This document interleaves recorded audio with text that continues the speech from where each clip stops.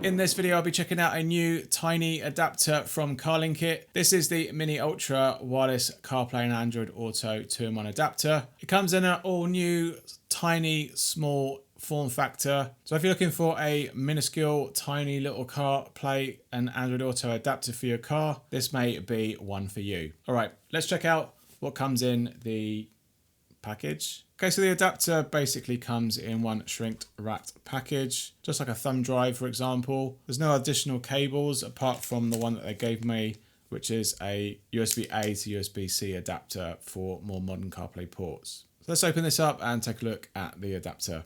Right, so a bit of a history lesson. We've got the CarlinKit 4.0 here, CarlinKit 5, both 2-in-1 adapters, using their form factor and a attached cable. And then we have the Mini 5 SE Pro, which then basically adopts the thumb drive kind of form factor with its connections all built in there. And then along comes the new Ultra, just to show you its comparisons and its size. We have gone completely tiny. I'd say it's good timing actually, because now we have CarPlay Ultra. The new CarPlay sort of rebrand or brand, CarPlay 2.0, is now CarPlay Ultra. And yeah, good timing by CarlinKit really, because they've named it the Ultra. It's going to have a lot of hits probably, and hopefully this video. So that's the scale of these adapters. We've gone from super tiny. You can get about 6 of these in one 5.0 casing probably. And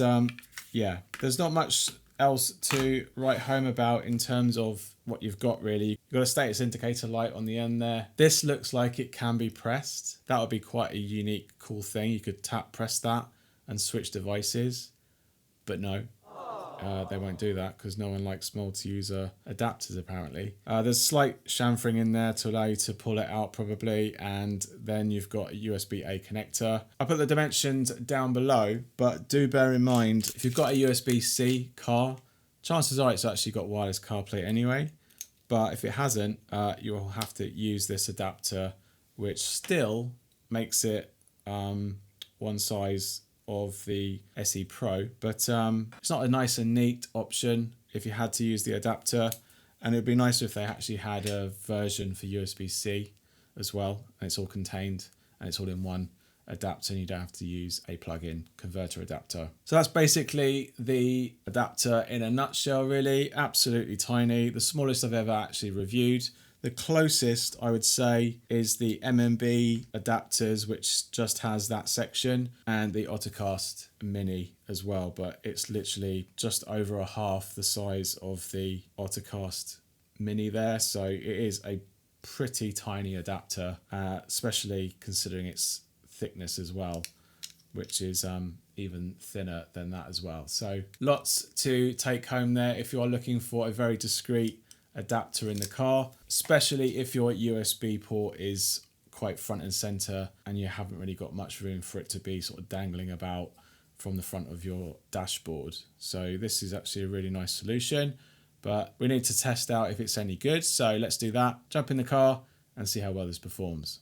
So I'll see you there. Right, so we're in the Cooper Born and we've got the CarlinKit Mini Ultra here ready to get plugged in. We're going to plug it in and see how quickly it takes to boot up. Connecting now, and that's us into the main menu interface very quickly. You can see here, unlike others which are a little bit basic, CarlinKit does go the extra mile and do a decent launch screen with a little bit of instruction to let you know how to connect to your Android or iOS device for CarPlay and Android Auto. Up here we've got the dongle's Bluetooth ID to connect to. Tapping the screen takes us back to the main menu interface, so it's all ready to go to connect to our first device. So let's go in there with iOS first. We'll go into the Bluetooth settings and here it is there to connect to. Go to pair.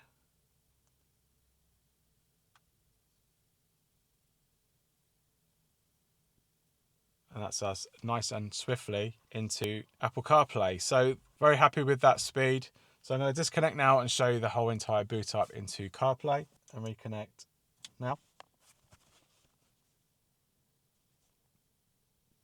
Wow, that's very quick. So far so good. This is good. We're now into CarPlay very quickly. Very little or no stuttering so far on the swiping. Very responsive, 60 Hertz. Jumping into Apple Maps, very responsive. We can try out navigation pass-through. Okay, so that's passing through the navigation commands to my instrument cluster, not to my AR on the heads-up display, unfortunately, but that's pretty much the same as most other wireless adapters. We've got the arrow pointing in the right direction here, so that confirms that we've got GPS pass-through on this adapter. So that's all good in terms of navigation and CarPlay. We'll just try out some audio. Well, here we are, back on the hot, muggy streets of New York.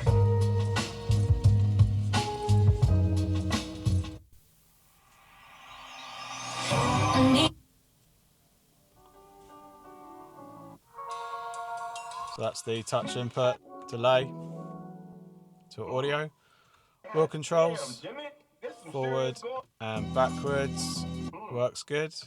Seeking, holding the button down, that works. Call button, that works. Send an audio message to test. Hi, this is Anthony from CarPlayLife.com. This is an audio test using the CarlinKit Mini Ultra, and this is an audio test. Okay, that all sounds good, good quality, and it's detected my microphone that's built into the car here as well. So happy days on that one. Let's do a quick call test. Hello? Hello? Hello? Hello? Hello? Hello? Hello? Hello? Hello? Hello? Okay, good call quality there, and a quite decent delay as well. So happy with that. Okay, so that's basically CarPlay in a nutshell. Very good performance so far. Very nice and rapid. It's nice and buttery smooth. Call quality is good as well. So a lot to like there for CarPlay. Let's just go into its IP config menu, see what the IP config menu is like. So jumping into its config here, it's .50.100 at the end. We've got the version numbers and protocol numbers. Nice, comprehensive and detailed IP config menu here. You can change the audio stream between DVD and CD quality. Got audio delay currently set to 1000 at the moment, and that's actually quite rapid. So we'll drop that to 500 and see if it reboots. I don't think it will do because the other one didn't. It's not, so that's really good. You can do this kind of stuff on the fly. Set up the startup delay for compatibility. Change the hotspot for compatibility as well, should you want to change the band that it operates under. Background mode, we can enable and disable. That's basically not going to show that launch screen. GPS pass-through is on by default. Force display, if you want to encourage the display to be shown on car systems that don't automatically fire up CarPlay when you connect to it, and you can then factory data reset. Got a ticket support submission area, pretty standard, and we've got some versions here to update to. We're currently running 0418 and 0415. You've got 0427 and 0410. So we've got an update here we can apply, and then we can upgrade. That will then download it from the servers very quickly actually, and that's going to apply the update to the adapter. So we should see the reboot of the adapter. Yep, nice and quick. This is all nice and rapid. I'm very chuffed with this. This is all happening very quickly. And we should get back into the adapter. Yep, back into the main menu and also back into CarPlay. So we can refresh this now and we should have all these updated. So the protocol one has now changed to 0427, and now we're running the latest update. So happy days there. No change on the IP config menu after that update. We can make sure that we are still pointing the right way. You can also check the instrument cluster support again after that update. That's still working, but again, AR isn't on. And yeah, happy days. Very, very good. Very, very rapid. I am loving this as a contender of 2-in-1 adapters. We've got touch input again. We're now running this at 5 millisecond delay, so it should be a bit quicker, and it kind of is. Wheel controls back and forward, seeking working still, and the call button's working still as well. Hello Siri. How can I help? Okay, that's fine. All good there with the touch. Let's just do a one call test again. Hello? Hello? Hello? Hello? Hello? Hello? Hello? Hello? Hello? Okay, so redone all my tests and everything all is just as it was before. Happy with that. Okay, so that's CarPlay. Let's jump into Android Auto now and let's see how well that performs. Okay, so we've got our Android device here. We've got the connection ready to get paired to. Go pair. And that's going to restart the adapter into Android Auto protocol. And now it's restarted. Connect to Android Auto, flashy flash, accept the connection, and now Android is now booted up. So that's us into Android Auto. We're going to disconnect the adapter and do a full boot test. So we're going to disconnect and going to reconnect now.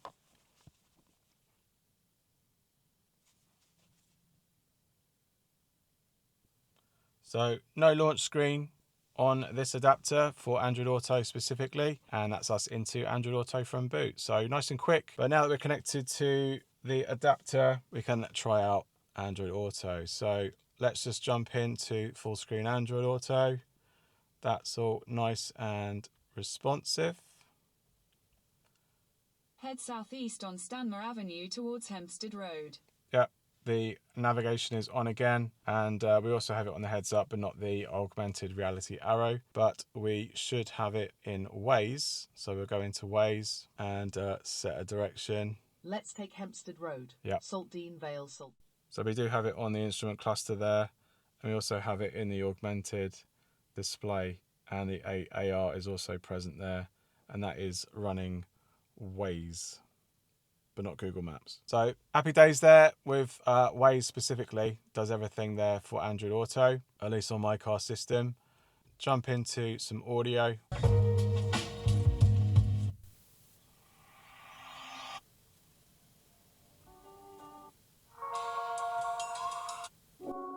So that's the touch input delay. It's a bit quicker than CarPlay. Button controls, front and back. All working fine. Call button. Hi Google, what's the temperature like today? Expect a... That works. Okay, that works. And very, very good. So let's test out a call. Hello? Hello? Hello? Hello? Hello? Hello? Hello? Hello? Hello? Look. Hello? Hello? Okay, call has ended and the music has resumed. Happy with that. Call quality, very good. Very rapid delay as well. Totally happy with that. So that's Android Auto in a nutshell. Honestly, just as like CarPlay, very good performance from the CarlinKit Mini Ultra there. So the CarlinKit Mini Ultra currently retails for $45 from their store, as well as on Amazon, and I'll put links down to each of these stores below so you can learn more about this adapter, support the channel, and buy yourself one. Generally, totally happy with this adapter. It's not only small and discreet, it's easily to be stowed, and also if you've got a very visible CarPlay or Android Auto port in the car, it's a very nice, small, discreet size and colour to stand out not so prominently. So very good for that. Performance-wise, it performs just as good as their Mini SE Pro. It's all looking very native, sounds good. The delay is also good as well, as you've seen, and you've got a very good comprehensive IP config menu as well. So at the moment, this is one to watch right now. At its price, $45, and you might be able to get it a little bit less with my discount code if I have one. And if you can get it any cheaper, then that's even better.